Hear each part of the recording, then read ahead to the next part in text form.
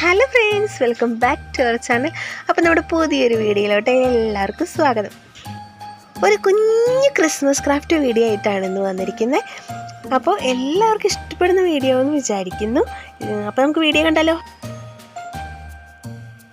ഞാൻ ഇതുപോലൊരു A4 sheet പേപ്പറാണ് എടുത്തിരിക്കുന്നത്. നിങ്ങളുടെ കയ്യിൽ കളർ A4 ഷീറ്റ് പേപ്പർ ഇല്ലയെന്നാണെങ്കിൽ സാധാ വൈറ്റ് പേപ്പർ എടുക്കാം, അതല്ലെങ്കിൽ നമ്മുടെ ന്യൂസ് പേപ്പർ ആയാലും മതി കേട്ടോ. ഈ പേപ്പർ ഇതുപോലെ മടക്കിയതിന് ശേഷം ഇത് രണ്ടായിട്ട് കട്ട് ചെയ്തെടുക്കുകയാണ് ചെയ്യുന്നത്. അങ്ങനെ ഞാനിവിടെ ആ പേപ്പർ കട്ട് ചെയ്തെടുത്തിട്ടുണ്ട്. ഇനി അതിൽ നിന്നൊരു പീസ് എടുത്തതിന് ശേഷം ഇങ്ങനെ കോണോട് കോൺ വെച്ച് ഒരു സ്ക്വയർ പീസായിട്ട് കട്ട് ചെയ്തെടുക്കുകയാണ് ചെയ്യുന്നത്. അപ്പോൾ ഇങ്ങനെ കോണോട് കോൺ വെച്ചതിന് ശേഷം ആ ബാക്കി വരുന്ന പീസ് നമ്മൾ കട്ട് ചെയ്ത് മാറ്റണം. ഇതെല്ലാം എല്ലാവർക്കും അറിയാവുന്നതാണ്, എന്നാലും ഞാൻ ജസ്റ്റ് ഒന്ന് പറഞ്ഞതേ ഉള്ളൂ കേട്ടോ.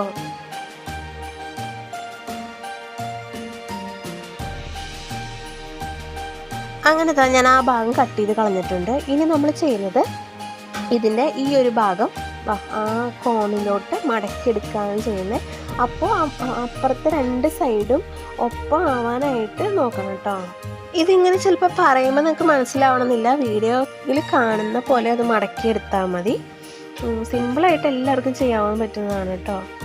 ഇനി അതിന് ശേഷം ആ പേപ്പർ നടുഭാഗം ഒന്നുകൂടെ മടക്കിയെടുക്കുകയാണ്. ഇതുപോലെ ഒന്ന് മടക്കാം.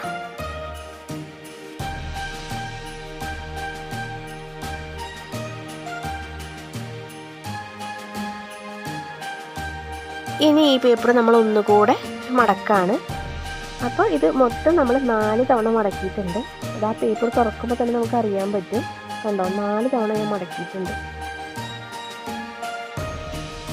അടുത്തായിട്ട് ഞാൻ ചെയ്യുന്നത് ഇതുപോലെ ഒരു സ്കെയിൽ എടുത്ത് 3.5 സെൻറ്റിമീറ്റർ അതിലിതാ ഇവിടെയായിട്ട് ഇങ്ങനെ ഒരു ഡോട്ട് ഇട്ട് കൊടുക്കുകയാണ് ചെയ്യുന്നത്. ഇതിൻ്റെ കോണായിട്ടുള്ള സൈഡുകളിലല്ല കേട്ടോ നമ്മൾ ചെയ്യുന്നത്. കണ്ടോ, അതുപോലെയുള്ള സെൻട്രൽ ലൈനിലാണ് നമ്മൾ ഇത് മാർക്ക് ചെയ്തെടുക്കുന്നത്. അങ്ങനെ ഈ 4 സൈഡിൽ നമ്മളത് മാർക്ക് ചെയ്തെടുക്കണം. ഇങ്ങനെ പ്രത്യേകിച്ച് ഒരു അളവെടുക്കേണ്ട ആവശ്യമൊന്നുമില്ല, നമ്മളവിടെ കട്ട് ചെയ്ത് കൊടുക്കും. ആ കട്ട് ചെയ്ത് കൊടുക്കുന്ന 4ഉം ഒരേ അളവിലായിരിക്കണം കട്ട് ചെയ്യണത്. അതിനു വേണ്ടി ഞാൻ ജസ്റ്റ് അവിടെ ഒന്ന് മാർക്ക് ചെയ്തേ ഉള്ളൂ. ഇതുപോലെ നമ്മൾ മാർക്ക് ചെയ്ത് കൊടുത്ത ആ 4 ഡോട്ടിലും കട്ട് ചെയ്ത് കൊടുക്കണം കേട്ടോ. കഴിഞ്ഞ 2 വീഡിയോയിൽ സൗണ്ട് കുറവായിരുന്നു കുറച്ച് പേര് പറഞ്ഞിട്ടുണ്ടായിരുന്നു. അപ്പോൾ എല്ലാവരോടും സോറി പറയാണ്. തൊണ്ടയ്ക്ക് ചെറിയൊരു പ്രശ്നം ഉണ്ടായത് കൊണ്ടാണ് കേട്ടോ.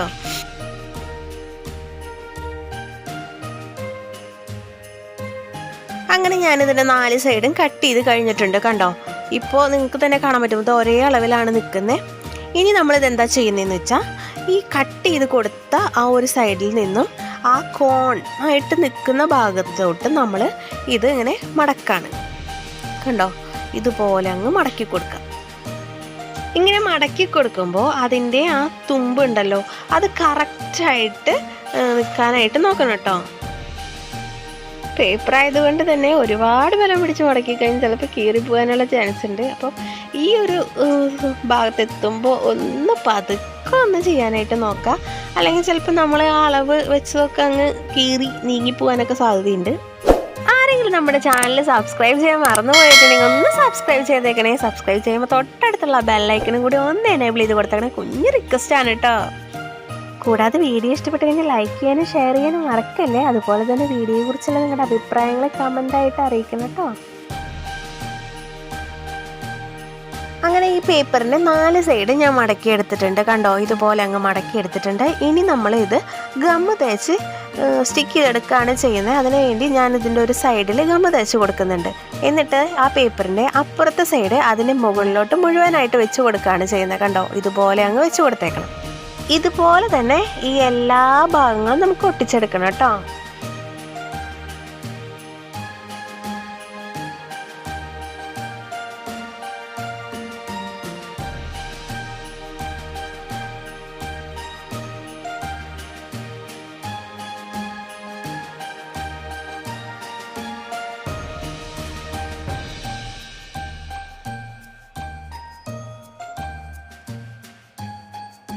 അങ്ങനെ ഗമ്മൊക്കെ തേച്ച് ഒട്ടിച്ച് കഴിഞ്ഞിട്ടുണ്ട്.